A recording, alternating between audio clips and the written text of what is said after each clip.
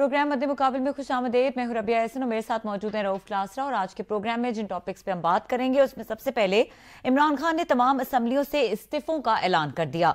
पंजाब और खैबर पख्तूनख्वा की असम्बलियां तोड़ने और बचाने की कोशिशें शुरू। खान के ऐलानात से मुल्क में गैर यकीनी सूरत हाल। इसके अलावा बात करेंगे जनरल बाजवा का बतौर आर्मी चीफ आखिरी दिन, गल्फ न्यूज को इंटरव्यू, प्रोपेगेंडा और झूठा बयानिया। नाम लिए बगैर जनरल बाजवा की इमरान खान पर कड़ी तनकीद। फौज का सियासत में मुलव्विस होने का भी इतराफ कर लिया। लंदन से महंगी तरीन गाड़ी बेंटले ब्रसल से स्मगल होकर कराची कैसे पहुंची, इस पर भी बात करेंगे। करोड़ों रुपए टैक्स चोरी में कौन मुलव्विस निकला। सुप्रीम कोर्ट में सिंध हाई कोर्ट के खिलाफ दरखास्त में शामिल अब तक की तहकीकात में सनसनीखेज इंकशाफात, एक्सक्लूसिव तफसीलात इस हवाले से आपके साथ शेयर करेंगे। हमारे साथ प्रोग्राम में मौजूद होंगे Kashif Abbasi, senior anchor person और तज्जियाकार हैं, उनको वेलकम करेंगे। अस्सलाम वालेकुम। जी वालेकुम सलाम, कैसे हैं? बिल्कुल ठीक ठाक। आशीष साहब, ये बताइए कि वैसे तो एक दिन पुरानी बात हो गई है, लेकिन जिस तरह से इमरान खान की ये धरनों की और सड़कों की सियासत थी, ये हमने बिलाखिर देखा कि ये एंड हो गई। अब इस पूरी प्रैक्टिस से ये जो पूरा उन्होंने एक सड़कों पर ये तमाम मामलात लेकर आए, उन्होंने अपना टारगेट अचीव कर पाए और मेनली ये जो उन्होंने सरप्राइज दिया है, do you think it is a good political move? जिस तरह से बाकी लोग इसके ऊपर तबसरा करें, आप क्या कहेंगे? देखिए, टारगेट तो मुझे नहीं पता जब वो सड़कों पे आए तो उनका क्या था। जाहिर है उन्होंने एक अपनी हुकूमत जाने के फौरन बाद, क्योंकि अब इलेक्शंस कॉल कर दिए थे, तो आए तो वो इलेक्शंस लेने के लिए थे। अगर आप स्ट्रिक्ट सेंस में टारगेट देखें तो शायद वो टारगेट जो लेकर वो उस वक्त निकले थे पिछले 7 महीने में अचीव नहीं हुआ। लेकिन अगर आप ये कहें कि इस कैंपेन का उनको फायदा हुआ तो उनको फायदा बहुत हुआ इस कैंपेन। अगर आप किसी से भी पूछते, बल्कि खुद इमरान खान साहब एडमिट कर रहे थे कि उनकी पार्टी अनपॉपुलर हो गई थी जब वो गवर्नमेंट में थे। ये पूरी कैंपेन और उन्होंने बयानिया खड़ा किया, चाहे वो एंटी एस्टैब्लिशमेंट हो, एंटी अमेरिकन हो, वो प्रो अगर किसी मजहब का, अगर बहुत से लोग कहते हैं कि उन्होंने इस्तेमाल अगर किया है, जो कुछ भी उन्होंने किया, वो सारे बयानिए, परफॉर्मेंस का बयानिया अपने सर से उतार के पीडीएम की गवर्नमेंट के साथ डाल दिया। तो वो तमाम तर बयानिए जो पाकिस्तान में मैटर करते हैं या जिसके पीछे लोग चलते हैं या वोट डालते हैं, वो बयानिए इमरान खान साहब ने अपने हाथ में लिए। पिछले 6-7 महीने में उन्होंने जलसे किए, जुलूस किए, लॉन्ग मार्चेस किए, और मुझे ये लगता है कि वो अपनी पार्टी को, अपनी कैंपेन को दोबारा खड़ा करने में इस हद तक कामयाब हुए कि जब पंजाब का बाई इलेक्शन 20 सीटों पर हुआ, उसमें से 15 सीटें जीते, 1-2 सीटें डॉजी तरीके से हारे। जो 11 सीटों का इलेक्शन अभी कुछ अर्सा पहले हुआ, जिसमें इस्तीफे मंजूर किए पीडीएम ने, अपनी मर्जी के इस्तीफे मंजूर किए, उन 11 में से 8 सीटें वो जीते। सो अगर आप ये कहें कि वो अपनी पार्टी को खड़ा करने में, बयानिया लोगों तक पहुंचाने में और उनको उस चीज पर कायल करने में कामयाब हुए, जो कि एक पॉलिटिकल पार्टी को चाहिए होता है इलेक्शन से पहले, तो उसमें वो बहुत ज्यादा कामयाब हुए। जो वो करने गए थे कि वो इलेक्शन कर चाहते हैं, वो इलेक्शन उस वक्त तो उनको नहीं मिले। अब जो आप कह रहे हैं कि ये जो नई मूव है असेंबलियों की, अगर वो असेंबली तहलील करने में कामयाब हो जाते हैं, देखिए अभी भी जाहिर है वो हफ्ता 10 दिन का वक्त है जिसमें मुशावरत होगी, फिर एक डेट दी जाएगी, किस दिन समरी जाएगी। अगर असेंबलियां तहलील हो जाती हैं तो 500-550 सीटों पे इलेक्शन, ये ज़िमनी इलेक्शन बड़ा मुश्किल है होना। तो most probably common sense might prevail और कहा जाए कि देखें 550 का अब हो, फिर 4-6 महीने के बाद 550 या उससे कम सीटें रह जाएंगी, शायद 400 सीटें रह जाएंगी, दोबारा उसका इलेक्शन हो, वो बड़ा मुश्किल हो जाएगा। तो अगर मुझे ये लगता है कि एक आखिरी कार्ड था ये, इसके अलावा कोई कार्ड इस्तेमाल हो नहीं सकता था, बचा नहीं था। लेकिन कार्ड अच्छा लग रहा है फिलहाल ऑन फेस वैल्यू कि अगर if he can manage to dissolve असेंबलियां तहलील कर दें तो इलेक्शन के लिए फेवरेट हो जाएंगे इमरान खान साहब के। ज्यादा इम्कान ये होगा कि इलेक्शन एक जनरल इलेक्शन की तरह हम शायद चले जाए। अच्छा काशिफ साहब, पंजाब की क्या सिचुएशन लगती है? ऑलरेडी परवेज इलाही कह चुके हैं कि हमें अगर कहा जाएगा, मोनिस इलाही ने भी कहा कि 5 मिनट में तहलील कर देंगे, और परवेज इलाही ने भी कहा वजादार लोग हैं, हम साथ खड़े होते हैं तो फिर साथ निभाते हैं। लेकिन प्रैक्टिकली स्पीकिंग, पॉलिटिकली स्पीकिंग, आपको लगता है कि वो असेंबलियां तोड़ेंगे? देखिए, आज भी मेरी मोनिस इलाही साहब से बात हुई, वो लंदन में थे, और काफ लीग तो तैयार है असेंबली तोड़ने के लिए कि जब इमरान खान साहब कहेंगे हम असेंबली तोड़ देंगे। अब आगे बात लॉजिक की है, आप पॉलिटिकल सेंस के मुताबिक कि क्या वो जो कह रहे हैं वो करेंगे भी। देखिए, जिस वक्त तहरीक इंसाफ के साथ चले परवेज इलाही साहब, चौधरी शुजात साहब दूसरी तरफ चले गए, आपको ये भी याद है कि दुआ खैर हो गई, फैसला हो गया कि परवेज इलाही साहब न सिर्फ वजीर आला बनेंगे बल्कि टर्म भी पूरी करेंगे। वो एक ऐसा मौका था जब वो ज्यादा सूटेबल था। मेरे जैसे लोग हैरान थे कि परवेज इलाही साहब ने ये फैसला कैसे किया। एक ऐसी हुकूमत जो कि जारी है जिसका वोट ऑफ नो कॉन्फिडेंस तकरीबन कामयाब हो गया, एक ऐसी हुकूमत जो अनपॉपुलर भी है, जिसका जो पॉलिटिकल पार्टी का वोट बैंक, अगर आप उस वक्त देखते, जैसे मैंने कहा कि इमरान खान साहब खुद भी समझते थे उस वक्त कि शायद मैं अनपॉपुलर हो गया हूं, ये एक कैलकुलेशन की गई है एस्टैब्लिशमेंट की जानिब से। अगर वो उस वक्त तहरीके इंसाफ के साथ आ गए, मुझे आज इन हालात में जब इलेक्शन पंजाब में भी तहरीके इंसाफ हैरान कर रही है जीत के, इस वक्त वो छोड़ के चले जाए, मुझे जरा मुश्किल लगता है।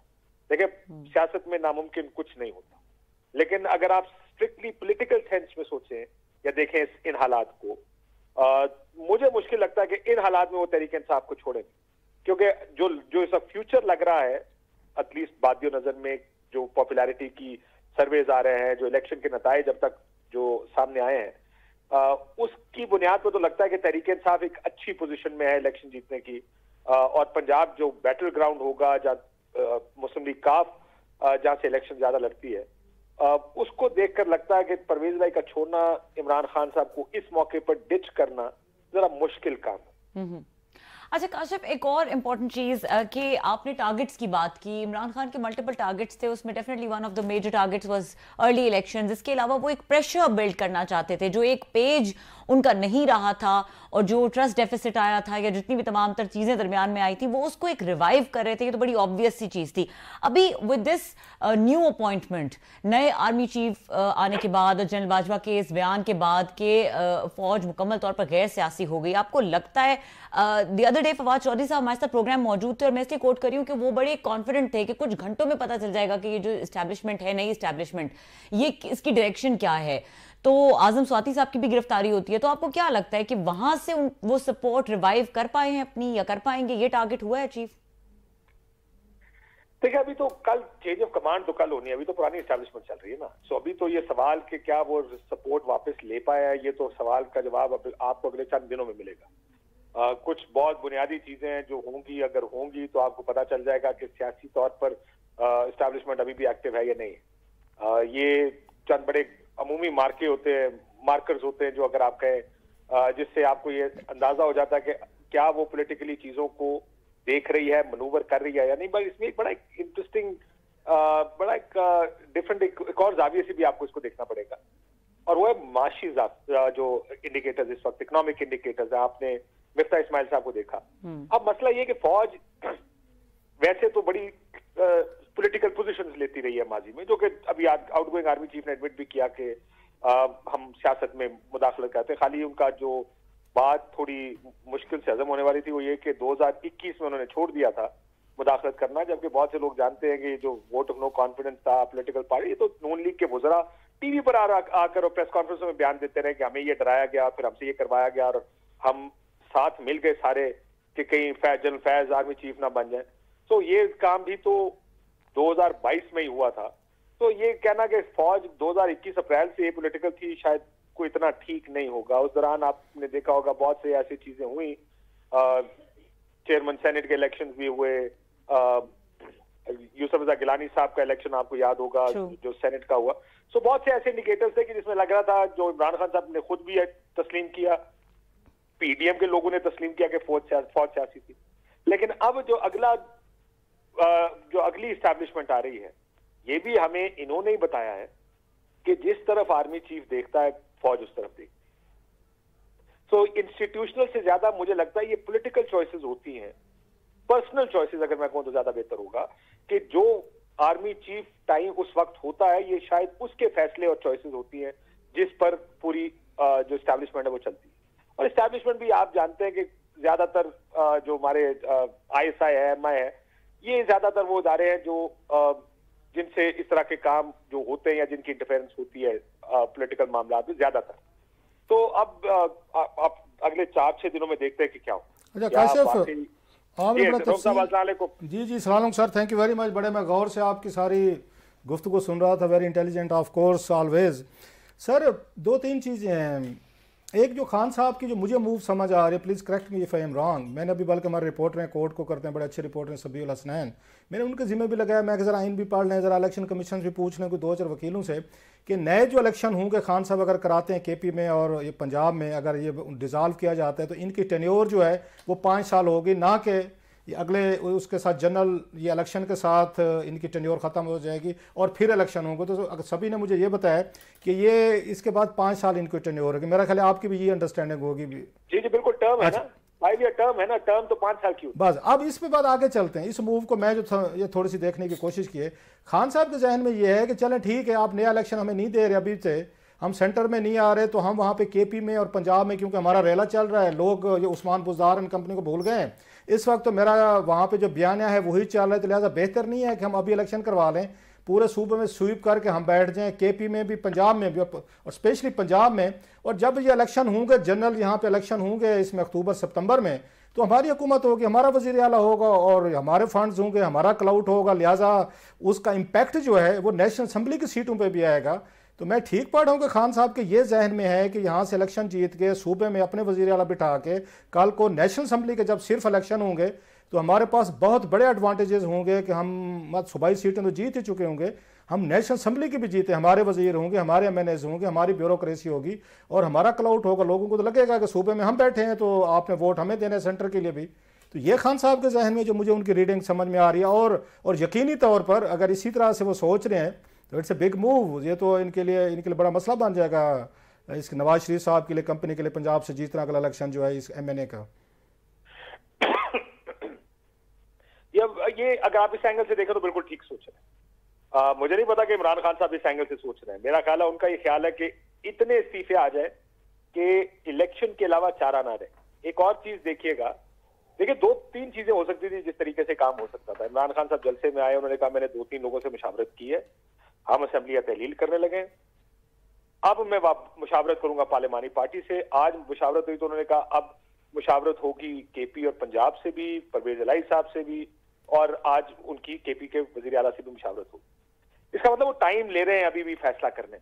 तो सब दूसरा तरीका यह भी हो सकता था कि समरियां होती, एडवाइस भेज दी जाती, कागज लेकर इमरान खान साहब जलसे में आते और जलसे में आके अनाउंस करते कि ये आ गया, मैं ये समरी है, असेंबली हमने तहलील करने की का गवर्नर को लिख दिया है, अगले चंद दिनों में यानी हफ्ते के अंदर अंदर ये असेंबली अब तहलील हो जाएगी।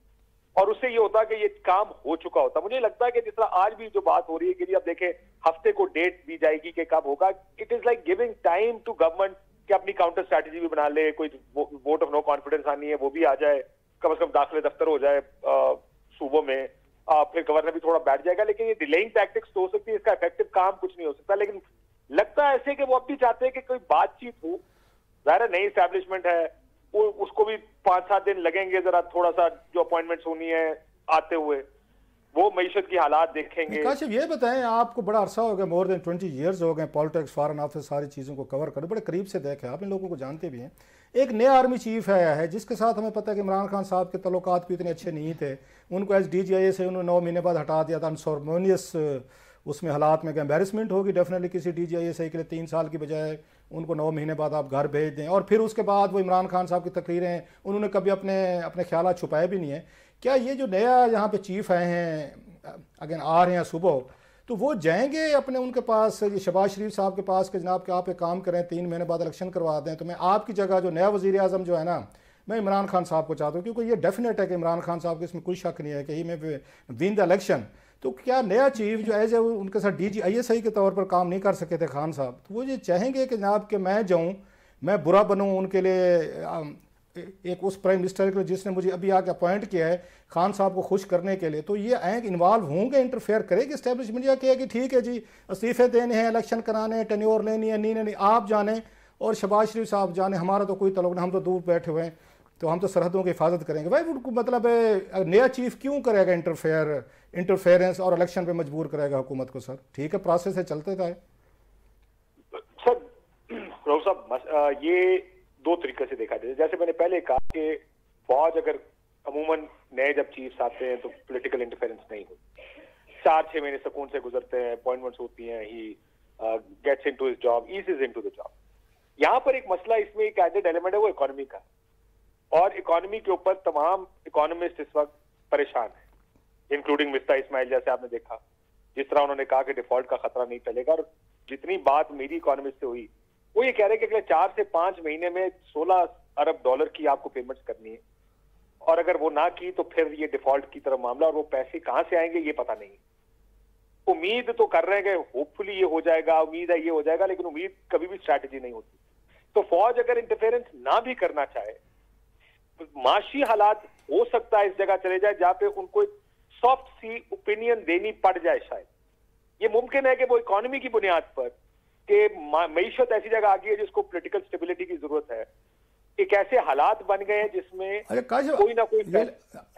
आपको लगता है कि मतलब है खान साहब आ जाते हैं, जिसकी बड़ी उम्मीद है जब इलेक्शन होंगे वो आ जाएंगे, प्राइम मिनिस्टर बन जाएंगे, खान साहब के आने से 16 अरब डॉलर आ जाएंगे, डिफॉल्ट का खतरा टल जाएगा, स्पेशली जब अमेरिकन, सऊदीज, कतरी, चाइनीज वो खान साहब के साथ इतने ज़्यादा खुश नहीं थे, यूरोपियन यूनियन खुश नहीं थी, तो खान साहब मैनेज कर लेंगे यहाँ के 16 अरब डॉलर?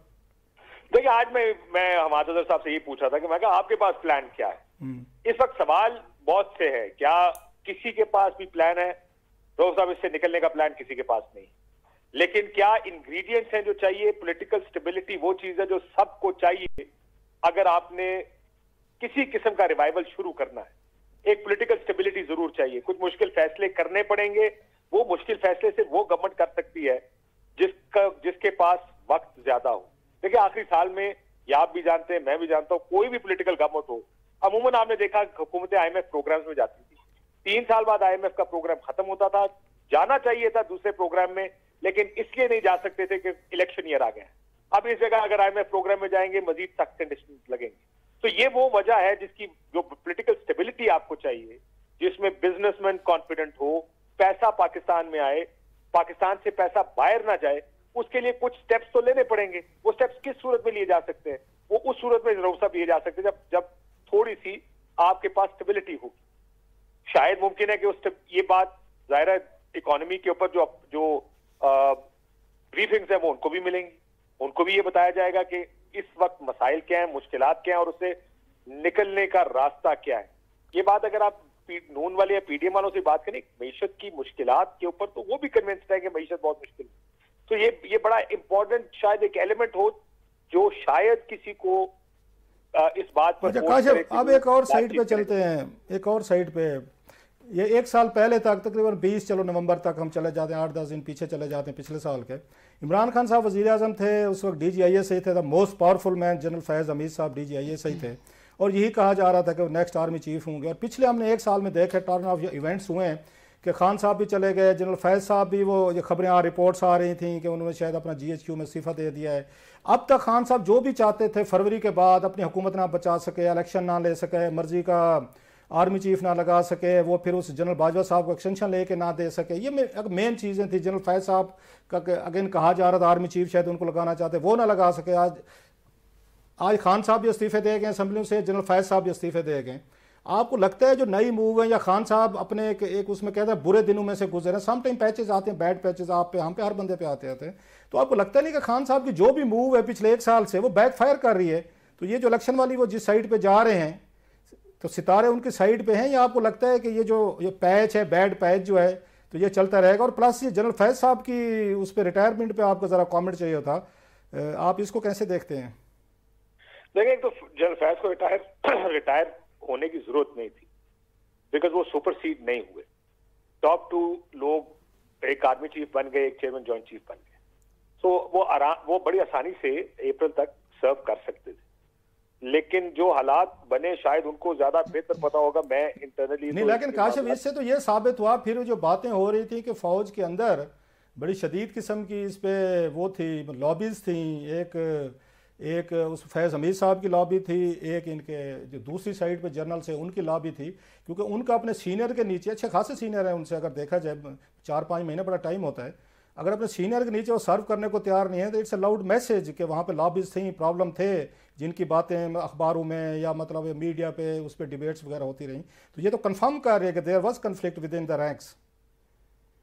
जी, मैं उसी तरफ जा रहा था कि अगर वो चाहते तो उनको रिटायर होने की जरूरत नहीं थी, क्योंकि वो सुपरसीड नहीं हुए। तो इसका मतलब जो इंटरनल पॉलिटिक्स की बात हो रही थी, शायद वो बात ठीक हो, जिसकी वजह से उनको लगा हो कि अब नए चीफ के साथ उनको काम करना शायद मुश्किल हो जाएगा, और इस वजह से उन्होंने रिटायरमेंट ले लिया। ये बिल्कुल मुमकिनात में से है, क्योंकि जैसे मैंने कहा कि देखिए अमूमन जनरल रिटायर होते हैं अगर वो सुपरसीड हो, उनका कोई जूनियर अफसर उनके ऊपर लगा दिया जाए, आर्मी चीफ या वो सीनियर हो, तो सीनियर अफसरान अमूमन रिटायरमेंट ले लेते हैं। फैज साहब को इस चीज की जरूरत नहीं, तो सर इशारा तो उसी तरफ ये जाता है कि वो या वो कंफर्टेबल नहीं होंगे नए चीफ के साथ काम करने में, या नया चीफ उनके साथ काम करने में कंफर्टेबल नहीं होंगे। ये बिल्कुल मुमकिन है कि ये बात दुरुस्त हो। लेकिन आपको लगता है कि जितने पोलिटिसाइज जनरल फैज थे और डीजीआईएसआई को होना पड़ता है बिकॉज ऑफ उनके ऑफिस की रिक्वायरमेंट हो जाती है। मैंने तो कोई ऐसा डीजी में रिसेंट ईयर्स में नहीं देखा जो आके पॉलिटिकली तौर पर एक्टिव ना हुआ।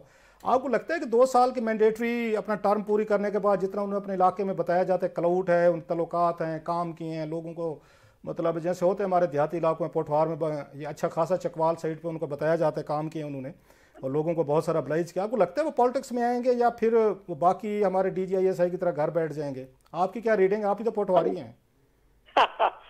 2 साल तो उनको घर बैठना पड़ेगा ना जी। वो अब ज़ाहिर सर्विस से बाहर गए 2 साल तो वो पॉलिटिक्स नहीं कर। मैं वैसे आपको बड़ी इंटरेस्टिंग एक बात बताऊं, मेरा अपना जाती ख्याल था कि शायद वो नेशनल सिक्योरिटी एडवाइजर टाइप किसी ओहदे पर शायद आ जाए। ये एक ज्यादा लाइकली बात है कि कुछ अरसे बाद जब उनकी टर्म ये जो 2 साल खत्म होंगे रिटायरमेंट के बाद, तो नेशनल सिक्योरिटी एडवाइजर में भी हो सकता है डायरेक्टली पॉलिटिक्स में आ जाए। ब्रिगेडियर जाज शाह डीजीआई भी रहे थे, आपको याद होगा मुशर्रफ साहब के दौर में, वो भी पॉलिटिक्स में आ गए। बहुत सारे कोर कमांडर है, सेनेटर्स बने, अब्दुल कादिर बलोच साहब थे, वो ये कोर कमांडर थे। आप याद एमएनए रहे, वजीर रहे, फिर सलाउद्दीन तिरमिजी थे, फिर ये अब्दुल कयूम साहब थे, लेफ्टिनेंट जनरल थे। बहुत सारे जनरल्स हैं जो पॉलिटिक्स में रहे हैं। जनरल मजीद मलिक साहब थे, मजीद मलिक साहब थे चकवाल से। मसला ये है सर, मैं पॉलिटिकल एक्सपोजर की बात करूं। पॉलिटिकल एक्सपोजर जनरल जाज जनरल अपने ब्रिगेडियर साहब का था, और ये जो डीजीआईबी रहे जिनका मैंने अभी जिक्र किया, अभी इमरान खान साहब के साथ इंटीरियर मिनिस्टर भी थे। बिल्कुल मुमकिन है, देखिए ये तो प्रीएम्प्ट नहीं किया जा सकता कि वो आएंगे या नहीं आएंगे, लेकिन देखिए जैसे आपने कहा कि इसमें कोई ऐसी चीज नहीं है कि जो पहले माजी में कभी ना हुई हो। लेकिन एक चीज आपने पहले भी कही थी, मैं अगर उसके ऊपर 2 कमेंट खाली मैं कर दूं। आपने कहा था ना कि अगर पॉलिटिकल गवर्नमेंट्स आ गई तो उसका फायदा होगा। आपको याद होगा 88 के इलेक्शन से जो कौमी और सूबाई असेंबली के अलग-अलग दिन हुए थे, 2 या 3 दिन का गैप था उन इलेक्शन। एक दफा जब लोगों को पता चल जाए कि कौन सी पार्टी इलेक्शन जीत रही है, तो जो आने वाला इलेक्शन होता है उस पार्टी के लिए बड़ा आसान हो जाता है, चाहे वो 2-3 दिन बाद हो, 6 महीने बाद हो। एक तो वो इलेक्शन उनके लिए बड़ा आसान हो जाएगा जो भी पार्टी पंजाब से इलेक्शन जीतेगी। दूसरा एक बहुत बड़ा एडवांटेज ये होगा, सबको पता होगा कि पंजाब में इनकी हुकूमत है, जिस मरकज ने या वफाकी हुकूमत ने लोगों के काम लोकल लेवल पे नहीं करने होते, पंजाब हुकूमत ने करने होते। That also will be a big advantage in that particular case.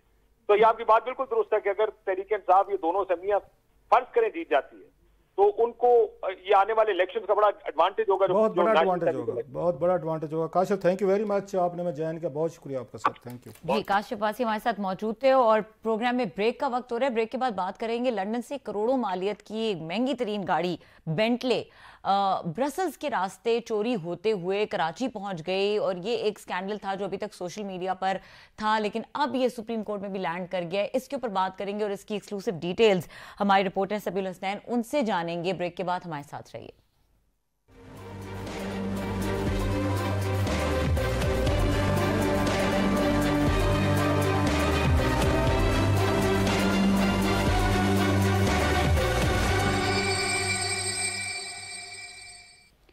Welcome back. और जिस तरह ब्रेक से पहले बताया था कि हम बात करेंगे एक स्कैंडल की जो इस वक्त सुप्रीम कोर्ट में मौजूद है, और इससे पहले सोशल मीडिया पर था, महंगी तरीन गाड़ी है बेंटले। क्लास साहब, और पहले ये सुनते थे कि गाड़ी चोरी हो गई, इस्लामाबाद से वो पेशावर चलेगी, फैसलाबाद चलेगी। ये अनोखी सी स्टोरी है जिसमें गाड़ी लंदन से चोरी हुई, ब्रसल्स के रास्ते वो कराची में पाई गई। अब ये एक तो इम्पोर्टेंटली कि ये पहुंची कैसे, ये क्या इसकी डिटेल्स हैं, और दूसरा ये कि ये ट्रेस कैसे हुई कि ये कराची में मौजूद है। सभी जरा, if I am not putting the sequence right, आप जरा प्लीज सीक्वेंस से बताइएगा कि क्या डिटेल्स हैं। बताने दे कि हमारे रिपोर्टर सबील हसनैन जो हैं, जी जी, कोर्ट रिपोर्टर हैं, और बड़ी अच्छी स्टोरी वो लेकर आए बहुत अरसा पहले, जहाँ पे बड़ा रोला पड़ गया था। जी जी, कि बेंटले ये गाड़ी जो है लंदन से चोरी या स्मगल होकर पाकिस्तान में आ गई, तो उसकी मिस्ट्री जो है ना जी, कि कैसे पहुंची थी यहाँ पर, तो हमारे सबील हसनैन साहब जो हैं वो पूरी की पूरी डॉक्यूमेंट निकाल के लाए हैं सुप्रीम कोर्ट के उसमें से कि कस्टम्स वाले जो हैं उन्होंने एक अपनी अपनी रिपोर्ट या पटिशन जो है ना फाइल की है अगेंस्ट दिस ओनर के कहाँ से ये।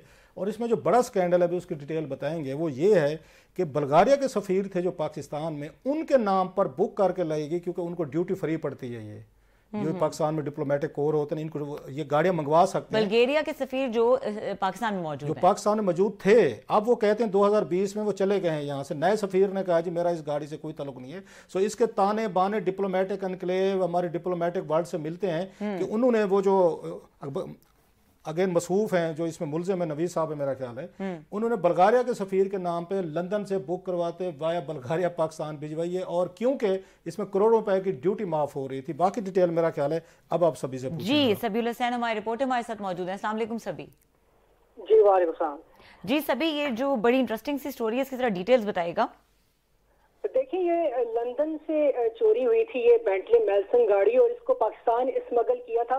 इस हवाले से कस्टम हुकाम ने सुप्रीम कोर्ट से रजू किया है और अपनी दरख्वास्त के साथ अब तक की जो तहकीकात हैं वो भी इस साथ जो है तो लगाई हैं, जिसमें बड़े इंकशाफात हुए हैं। बल्गारिया के सफीर का नाम भी आया है, साथ में Karachi custom excise and taxation में कौन मुलव्विस था वो भी है बीच में, और फॉरेन ऑफिस का क्या रोल रहा है वो भी बताया। तहकीकात में ये बात सामने आई है कि बेंटली 2014 मॉडल गाड़ी थी, इसको डिप्लोमेटिक एग्जेम्पशन के नाम पर पाकिस्तान स्मगल किया गया और तकरीबन 30 करोड़ 70 लाख रुपए का इस मद में खजाने को नुकसान पहुंचाया गया कस्टम्स और ड्यूटीज ना देकर।